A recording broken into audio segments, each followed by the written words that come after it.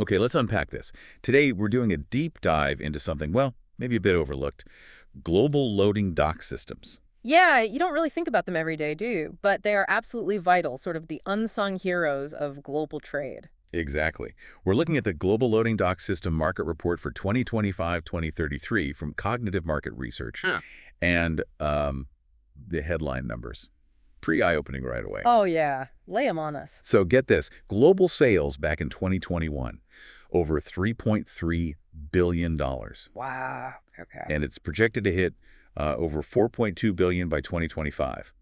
Then looking out to 2033, they're forecasting like $6.6 billion. 6.6 billion. Yeah, That's huge growth. it really is. It works out to a compound annual growth rate, the CAGR, Hmm. of nearly 5.8% for that whole period. Of almost 6% year on year, consistently. So the big question is, what's that telling us about this hidden engine of global trade, Mm. and where are the really interesting growth stories happening inside those massive figures? Well, what's fascinating here, I think, is just the sheer scale, like you said, and that consistent growth for an industry that really underpins so much of, well, everything we buy and use. Right. Every product moving through a warehouse. Exactly. Warehouses, distribution centers, factories. They almost all rely on these systems. And we're not just talking about, a concrete slab. No, it's the specialized gear, Yeah, right? precisely. The- Things like hydraulic dock levelers, vehicle restraints, those seals and shelters that keep the weather out. It's all about making the transfer of goods smooth, efficient, and, importantly, safe. The bridges connecting warehouses to the world. That's a great way to put it. So our mission here is really to help you, the listener, understand the, let's say, regional details, the nuances, and find those aha moments in this huge market. Okay, so let's start our journey. North America seems like a good place, a really significant player. Definitely a heavyweight. Yeah, back in 2021, the market there was already worth almost $1.2 billion, projected to grow to nearly $1.5 billion by 2025, and then looking out to 2033, it's heading towards over $2.2 billion. So still very solid growth there. Yeah, a respectable CAGR, 5.31%. Yeah. But, there's some interesting details within North America itself. Right, let's break that down. So the U.S., obviously, it's the biggest chunk. It was over $980 million in 2021, and that's forecast to hit over $1.8 billion by 2033. The growth rate there is just over 5%, like 5.19%. Okay, makes sense. But what about Canada and Mexico? Well, this is interesting. Canada actually shows slightly faster growth. It started smaller, around $115 million in 2021, but it's projected to more than double, over $230 million by 2033.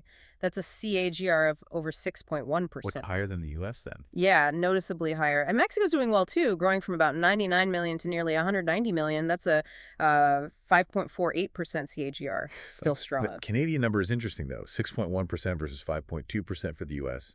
Any thoughts on why Canada might be growing faster comparatively? It's a really good question. I mean, the report doesn't spell it out, but you could speculate, right? Maybe it's a bit less saturated as a market, or perhaps there's a bigger wave of new warehouse and distribution center construction happening, maybe driven by e-commerce catching up or expanding rapidly there. Could be. It just shows, like you said, growth isn't always uniform even within one region. Exactly. Nuances everywhere. Okay, so speaking of nuances, let's hop across the Atlantic. Europe.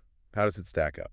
Europe presents, a really diverse picture. You've got established giants, slower movers. The overall market was around $820 million back in 2021, Right.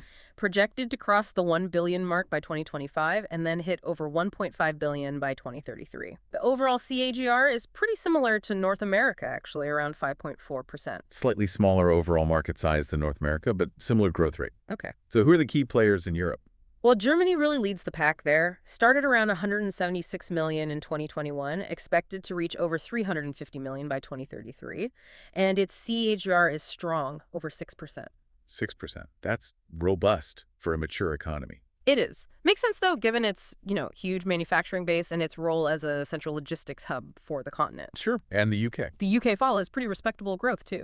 A 5.7% CAGR, expected to reach over 230 million by 2033. Okay. Any other standout, maybe on the slower side? Yeah, France shows comparatively lower growth, about 4.8% CGR, reaching around 176 million. And then you see some even slower rates. Russia's is reported around 4.1%. And interestingly, Luxembourg has the lowest CGR mentioned in the data, just 3.7%. Luxembourg at 3.7%. That's quite a spread from Germany's 6%. What does that tell us? It really highlights the different economic situations, doesn't it? Luxembourg, it's wealthy, yes, but it's small. Its infrastructure is likely very established, maybe a bit saturated in terms of new large-scale dock needs. Right, less room for explosive growth compared to somewhere like Germany. Exactly. Germany, being larger, more industrial, likely has more ongoing expansion, modernization projects, new developments driving that higher growth. It just shows that uneven pace of, let's say, logistics investment across Europe. Fascinating. Okay, now let's shift focus to what you call the real growth engine, Asia Pacific. Ah, yes, APAC. This is where things get really exciting if you're looking purely at growth rates. The numbers certainly suggest that. It was about $850 million in 2021, but the projection for 2033, over $1.85 billion. A huge leap. And the regional CGR reflects that it's the highest of all regions, over 6.7%. Yeah, 6.7%. And drilling down into APAC, here's where it gets really interesting. Go on. China, of course, is the largest market there. Started over $250 million in 2021, forecast to hit nearly $570 million by 2033. That's a strong 6.9% CAGR. Very impressive. Still massive growth for the biggest player. But wait, there's more. India. India is actually leading all countries covered in terms of growth rate, an incredible 7.535% CAGR. Wow, over 7.5%. Yep, going from about 122 million up to nearly 293 million by 2033. And get this, Southeast Asia, treated as a subregion, is even slightly higher at 7.538% CAGR. That's phenomenal. What about other places in APAC? Singapore also stands out. It's got a very high EGR too, nearly 7%, around 6.98%. So China's big. But India and Southeast Asia are just growing incredibly fast. What's driving that, do you think? It really points to massive shifts, doesn't it? It reflects huge investments in industrialization, manufacturing moving there, and especially the absolutely explosive growth of e-commerce in those regions. They're building out the logistics infrastructure to support it all. Right, building the backbone for their growing economies and digital marketplaces. Exactly. It's not just maintaining its rapid expansion. It's a fundamental reshaping, you could say, of the global supply chain map. So beyond these big three regions, we've got South America, the Middle East, and Africa.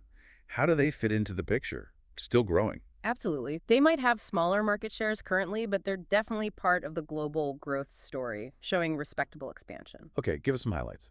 Well, South America overall has a strong KGR, just over 6%.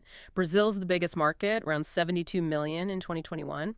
But interestingly, Argentina and Chile actually show slightly higher growth rates, over 6.5% and 6.3% respectively. So targeted growth happening there too. Seems like it. Then the Middle East, overall growth is nearly 6%. And within that, the UAE and Turkey are real performers, both showing KGRs over 6.3%, even up to 6.5% for the UAE. Investing heavily in becoming logistics hubs, I imagine. That would fit the narrative, yes. Sure. Investing to be key regional trade gateways. And finally, Africa. The overall CAGR there is nearly 5.4%.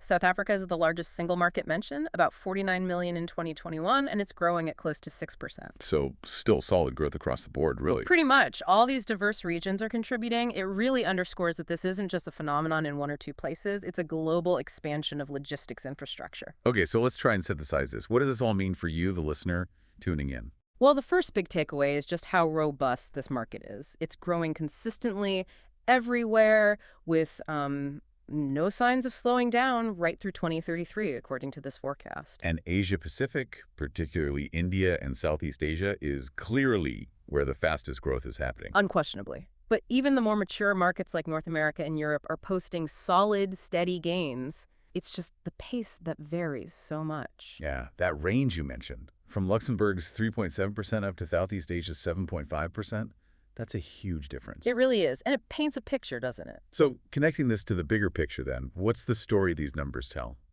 I think they tell a story about the underlying health and, well, the ongoing expansion of global trade, global logistics, e-commerce, industrial infrastructure, all of it. These docks are where the physical goods meet the digital orders, essentially. Good point. And that variance in growth rates we talked about, that's not just a number. It really hints at, different speeds of economic development, different levels of investment going into logistics, major economic shifts happening around the world. Like watching the gears of the global economy turn. Exactly. You can almost see where the new hubs are emerging, where the older ones are maybe consolidating or modernizing. So maybe ask yourself, what stands out to you about where things are expanding fastest? What could that mean for how goods get to you in the future? It's really quite something how this seemingly mundane bit of infrastructure, the loading dock, holds such fascinating economic stories. It really is like the quiet gears behind the loud engine of global commerce. Well put. And just think about this. Consider how these trends, these numbers we've discussed, might actually influence future investment decisions. Where will the next big logistics hubs be built? How might this even shape the design of next generation supply chains? As the world gets more connected, more reliant on moving stuff efficiently, these often unseen systems just become more and more critical, part of the invisible infrastructure of modern life. A really compelling thought to end on. Thank you for joining us on this deep dive today.